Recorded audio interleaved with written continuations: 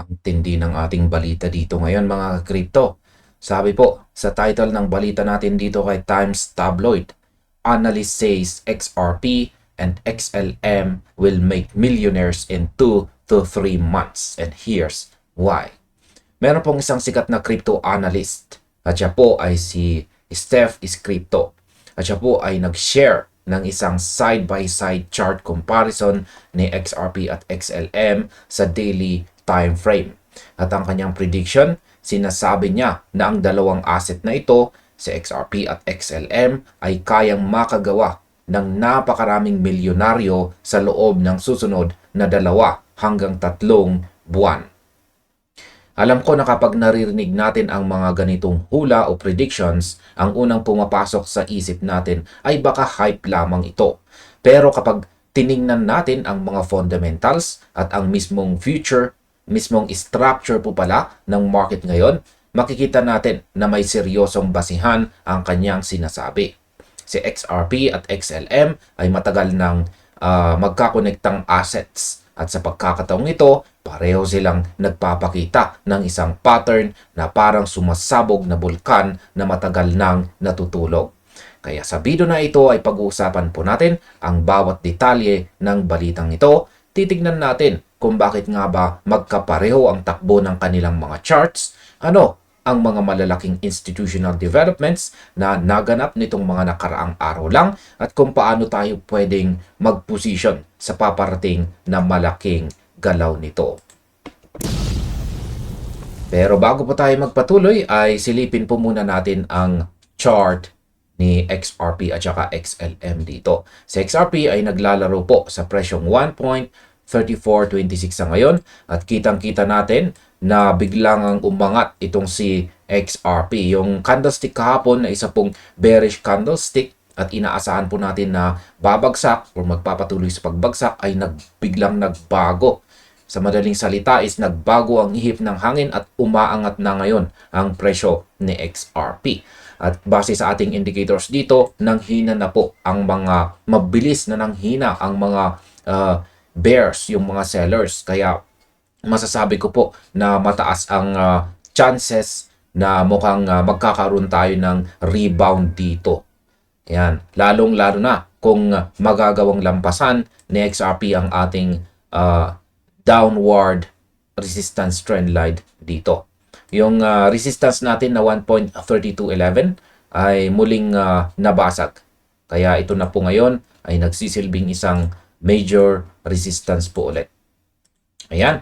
Ngayon ay silipin naman po natin itong si XLM or Stellar. Yan, kitang-kita po natin dito sa kanyang daily chart na nagpapatuloy pa rin po ito sa kanyang pag-angat. Ngayon is nabasag na po niya ang 0.2372 na isang major resistance. Yan, nabasag lamang po niya ito kahapon. At ito na po ay nagsisilbing isang major support. Kaya ngayon, yung sunod pong target natin ay ang sunod na resistance naman dito sa 0.2972. Ayan, ito po ang sunod nating target dito kay Stellar. Base sa ating mga indicators, napaka-bullish. Malakas pa rin po ang bullish momentum nitong si Stellar. Kaya mataas ang chances na mukhang babanggain niya ang nakaabang na major resistance natin dito sa 0.2972. Malamang ay baka ngayon or sa mga paparating na araw. Pero silipin naman natin itong si Bitcoin. Si Bitcoin ay patuloy pa rin pong nakakaranas ng pagbagsak. Ayan. Pero mukhang baka dito na rin po siya magsisimula sa kanyang recovery. Halos malapit na po sa lower portion ng ating ascending channel pattern dito at saka major support dito. Ayan. Ngayon ay balikan na po natin ang ating balita dito at pag-usapan po natin ang post dito ni Steph is Crypto. Ayan, kung titignan po natin ang pinakabagong data, ang dalawang crypto assets na ito ay nagpapakita ng isang pattern na bihira po nating makita na magkasabay. Sa loob ng ilang buwan, parehong nagtitrade si XRP at saka XLM sa isang napaka-defined o malinaw na horizontal range. Ibig sabihin, naipit ang kanilang presyo sa pagitan ng isang malakas na support at isang matigas na resistance level, habang ang buong crypto market naman sa paligid nila ay gumagalaw, tumataas at bumababa. Para silang dalawa lang ang naiwan sa isang tabi, habang ang ibang coins ay nagkakaroon ng sarili po nilang rally. Yan, sa ngayon si XRP po ay nagtitrade. Ayan, ulit. Check natin ulit si XRP. Yan, mga 1.34. Umangat po siya. Yan. Kahapon lang is nasa 1.31. Ngayon is nasa 1.34 na. At makikita po natin na ito po ay yan, nasa ibabaw na ng ating major support dito or dating major resistance. Sa kabilang banda, itong si XLM po ulit ay ayan na po. Kapon lamang is nasa 0.20 siya. Ngayon is nasa 0.2682 na po siya. Ngayon, ang pagkakaroon po ng ganitong mga signals or signs ay isa po itong malakas na indicator. Ayan. Kaya maganda po rito is pareho po silang handang-handa. Ayan, pareho po silang handang-handa at nagkakasabay po sila sa kanilang galaw. Ngayon, ang aking masasabi po rito ay ang sitwasyon na nakikita natin ngayon dito kay XRP at XLM ay isang napakagandang halimbawa ng market accumulation. Isipin po ninyo na lang ang isang pressure cooker. Habang nakasara ito at patuloy na naiinitan sa ilalim, ang pressure po sa loob ay palaki ng palaki at pasikip ng pasikip. Walang ibang pwedeng patunguhan ang pressure na yan, kundi ang sumabog pa ay taas sa sandaling magkaroon ng konting uwang o trigger. Ganyan na ganyan po ang nangyayari ngayon dito sa chart ni XRP at saka XLM. Ito po ay sinyales na ang mga malalaking buyers ay tahimik na kinukuha ang lahat ng available na supply sa mababang presyo bago po nila hayaang lumipad ang market. Kung titignan po natin ang kasaysayan ng dalawang coin na ito, lagi silang sumasabay sa galaw ng isa't isa dahil po sa kanilang magkaparehong source code at utility sa cross-border payments. Pero sa pagkakataong ito, mukhang mas nagiging solid ang kanilang pundasyon. Ang katotohanan na si XRP ay nasa bottom ng range nito ay nagbibigay po sa atin ng isang magandang risk to reward ratio. Ibig sabihin, mas maliit po ang chance na bumaba pa ito ng husto dahil napakatigas ng support sa ilalim. Ibig sabihin, ang potential pa itaas naman ay napakalawak. Sa aking pananaw, ang mga susunod na linggo ay magiging critical dahil kapag si XRP ay sumunod sa galaw ni XLM, dito na po magsisimula ang totoong excitement sa market. Ngayon ay pag-usapan naman po natin ang horizontal levels dito sa ating balita dito. Kung susuriin po natin ng mas malalim ang takbo ng kanilang mga presyo, makikita natin na ang horizontal support ay matagumpay na nadepensahan ang dalawang assets ng sabay. Para kay XRP, paulit-ulit po nitong ipinagtanggol ang napakahalagang level na 1.3163. Ayan.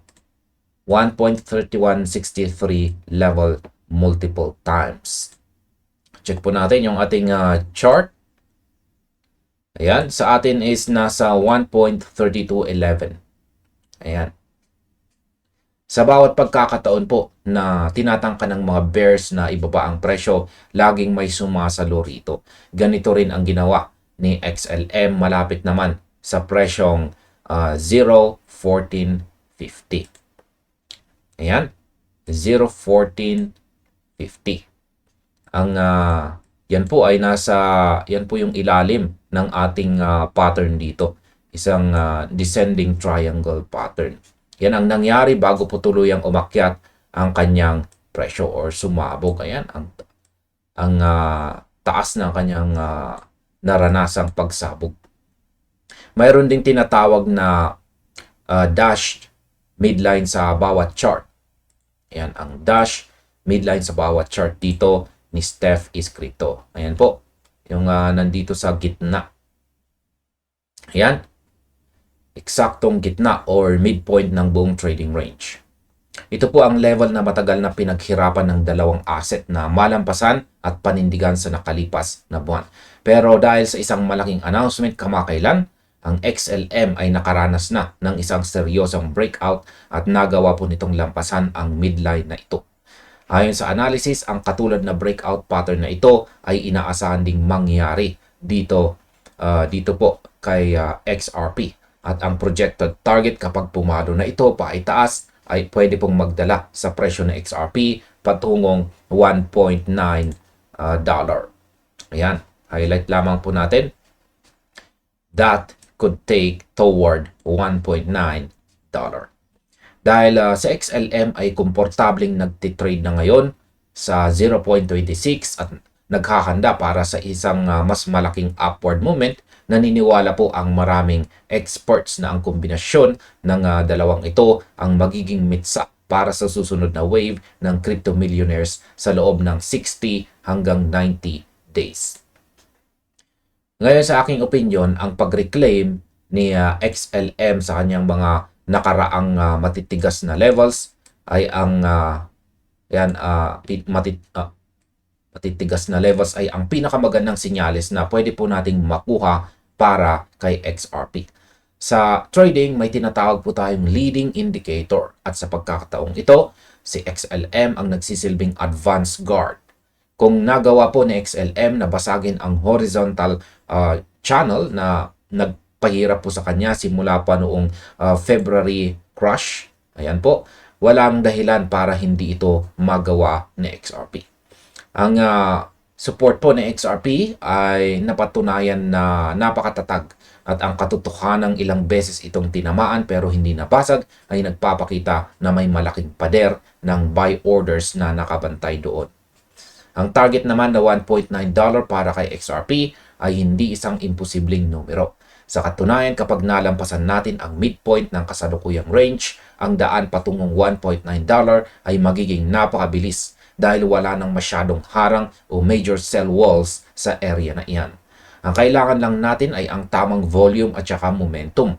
Kaya sa aking palagay, ang pag-akyat ni XLM patungong 0.20 or 0.26 na po ngayon ay nagpapakita na ang tiwala ng mga investors sa sektor ng decentralized finance at cross-border settlements ay bumabalik na ng napakalakas ngayong kagalagitnaan po ng taong 2026. Ang mga mahihinang traders na nagbenta dahil po sa takot noong mga nakaraang buwan ay malamang na mapilitang bumili muli sa mas mataas na presyo kapag nagsimula na ang totoong FOMO o fear of missing out. Ngayon ay pag-usapan naman po natin ang Wall Street catalyst ng XLM at ang DTCC partnership. Ano nga ba ang naging dahilan kung bakit biglang nagka-breakout si XLM kamakailan lamang? Nito po kasing nakalipas na May 27, nakatanggap ang Stellar Network ng isang napakalaking balita na direktang nanggaling sa Wall Street. Ang Depository Trust and Clearing Corporation or DTCC ay opisyal na nag-announce ng kanilang mga plano na ikonekta ang kanilang tokenized securities infrastructure direkta sa Stellar blockchain. Para sa mga hindi po pamilyar, ang DTCC ang puso ng financial system sa Amerika na nag-aayos ng trilyong-trilyong dolyar na halaga ng mga trades bawat araw. Ang balita na gagamitin nila ang Stellar Network ay isang napakalaking validation para sa buong crypto space. Ayon sa inilabas na timeline, ang production testing para sa project na ito ay nakatakdang magsimula na po ngayong July 2026. Ang mas malawak naman na rollout o implementation ay target po sa October 2026. Yan. At ang plano naman para sa mas malaking tokenized assets sa Stellar blockchain ay nakalaan para sa unang kalahati ng taong 2027. First half of 2027. Ang partnership na ito ay naglalayong maghatid ng mas mabilis na settlement ng mga transaction, mas malawak na asset mobility, mas mahabang oras ng trading, mas malaking cost savings, at mas mababang counterparty risk para sa mga malalaking institution. Matapos lumabas ang balitang ito, ang presyo ni XLM ay biglang sumipa paitaas, habang ang karamihan sa mga major crypto assets ay nakakaranas ng decline o pagbaba.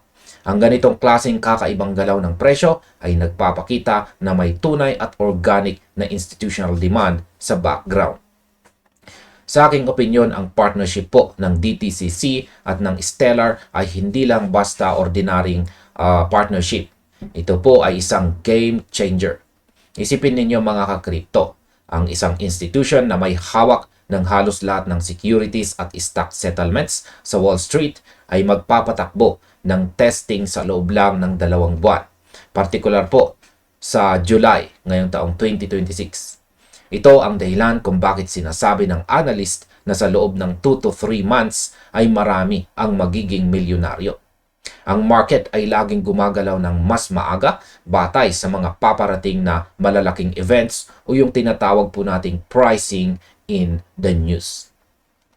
Kapag nakikita natin na si XLM ay tumataas habang ang ibang malalaking crypto ay bumababa, ito po ang tinatawag na relative strength. Ibig sabihin, ang perang pumapasok kay XLM ngayon ay hindi galing sa mga maliliit na day traders na naghahanap lang ng mabilisang kita, kundi galing sa mga malalaking pondo at institution na naghahanda para sa July testing at saka October rollout. At dahil ang Stellar at Ripple ay magkapareho ng layunin at target market, ang tagumpay ng XLM ay otomatikong magdadala ng malaking positibong sentiment para kay XRP. Ang mga institution na nakikita ang potensyal ng Stellar ngayon ay malamang na tumitingin na rin kay XRP bilang kanilang susunod na malaking investment, lalo na dahil sa mga legal na pagbabago na nagaganap naman sa panig ni XRP. Ngayon ay pag-usapan naman po natin ang Clarity Act at ang buong legal. Yan, ang baong legal ni XRP. Habang si XLM ay lumilipad dahil sa balita mula sa Wall Street, si XRP naman ay nakakuha ng sarili po nitong napakalaking tagumpay sa aspeto ng batas at regulasyon sa Amerika. Noong pong May 14, yan, highlight lamang natin. Ang Senate Banking Committee ay opisyal na ipinasa ang Digital Asset Market Clarity Act sa pamamagitan ng isang 15-9 or 15-9 na boto. Ang mas maganda rito, may 2 Democrats ang sumama sa lahat ng mga Republicans sa komite para tuluyang isulong at ipasa ang napakahalagang batas na ito. Ang bill na ito ay lumilikha ng isang malinaw at permanenteng regulatory framework para sa mga digital assets, kabilang ang mga cryptocurrencies na gaya ni XRP. Ito po ang magbibigay ng legal clarity na matagal nang pinagkait sa asset na ito sa loob ng maraming taon dahil sa mga legal na labanan. Ang susunod na hakbang para sa batas na ito ay ang pag-merge o pagsasamahin ang mga bersyon ng Senate Banking at Agriculture Committees bago ito dinala para sa isang buong Senate floor. May isang White House advisor na ang nagbigay ng pahiwatig na posibleng lagdaan ni President Trump ang batas na ito sa paligid ng July 4. Ayan, around July 4. Ang petsang ito ay may malaking kahalagahan dahil ito ang Independence Day ng Amerika. At ang paglagda sa Clarity Act sa araw na ito ay magiging simbolo ng kalayaan ng crypto market mula sa magulong regulasyon. Sa aking opinyon, ang Clarity Act ay ang huling piraso ng puzzle na hinihintay na XRP para tuluyang mag-break out mula sa kanyang mula po sa kanyang kasalukuyang presyo ngayon. Sa loob ng maraming taon, ang pangunahing dahilan kung bakit takot ang mga malalaking kumpanya sa Amerika na bumili ng XRP sa spot market ay ang kawalan po ng malinaw na batas. Ngayong naipasa na ito sa committee level sa pamamagitan po ng isang bipartisan vote, ibig sabihin ay may malakas na suporta ang crypto sa gobyerno ngayon. Kung totoo ang sinasabi po ng White House advisor na lalagdaan ito ngayong nalalapit na July 4, mayroon na lang tayong humigit kumulang isang buwan para maghanda. Ang timeline na ito ay perpektong tumutugma sa 2 to 3 months window na binanggit ng analyst para sa paggawa ng mga bagong milyonaryo.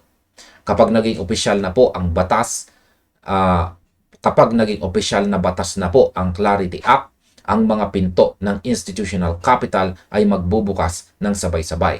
Ang mga asset managers, retirement funds at malalaking bangko na dati ay bawal mag-hold kay XRP ay magkakaroon na ng legal na karapatan na mag-invest dito.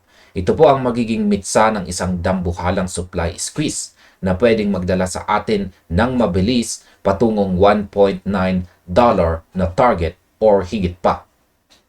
Kaya sa aking pananaw, ang kasalukuyang katahimikan po na XRP ay ang huling pagkakataon para sa mga gustong makasabay bago maging permanenteng batas ang kalinawan ng market.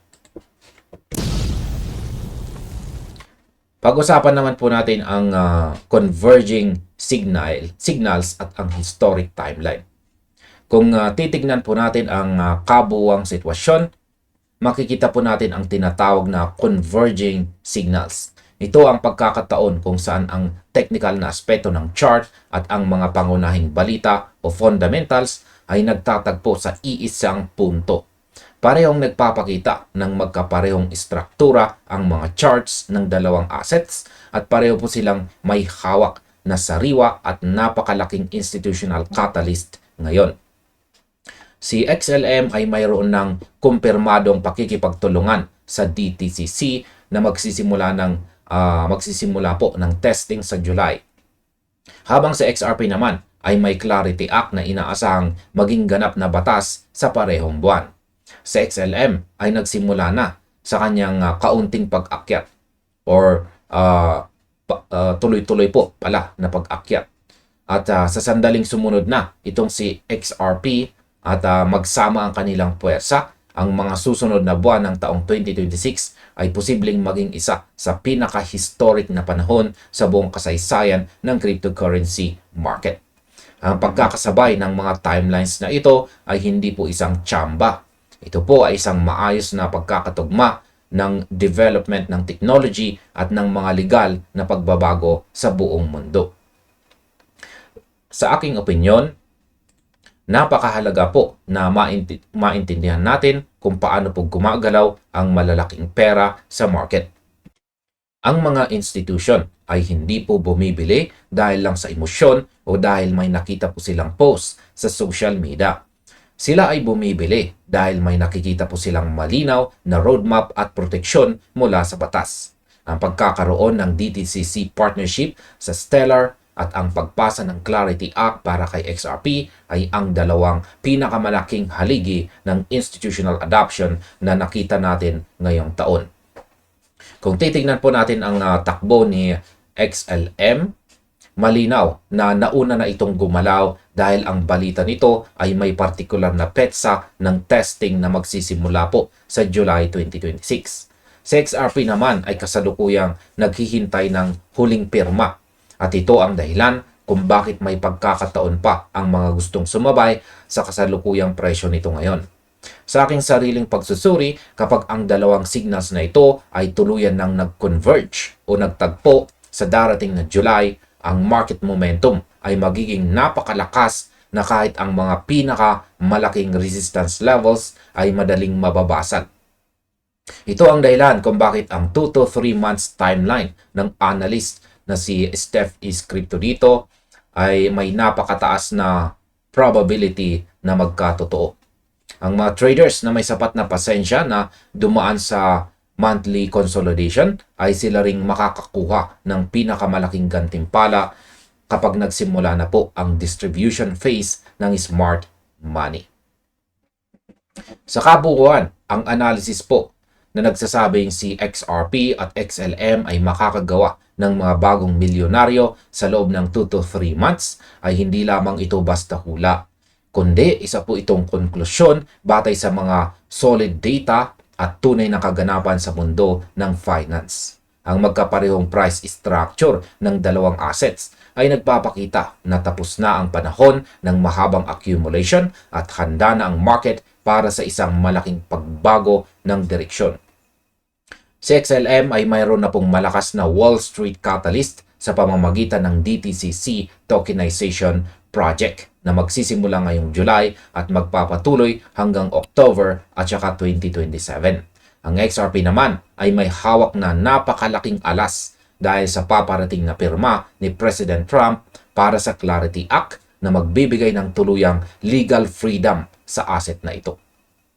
Ang pagdepensa ni XRP sa kanyang support at ang matagumpay na pag-breakout ni XLM ay mga unang hakbang ng isang napakahabang roadmap.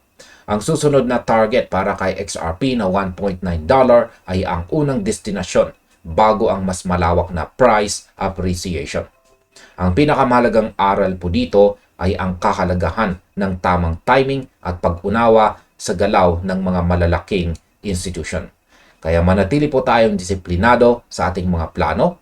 Lagi po nating bantayan ang mga pangunahing levels at siguraduhin handa po tayo sa bawat pagbabago ng takbo ng market ngayong taon. At hanggang dito na lamang po tayo sa video na ito mga ka-crypto. Marami pong salamat sa inyong panonood. Panoorin na rin po ninyo ang recommended o suggested video natin dito.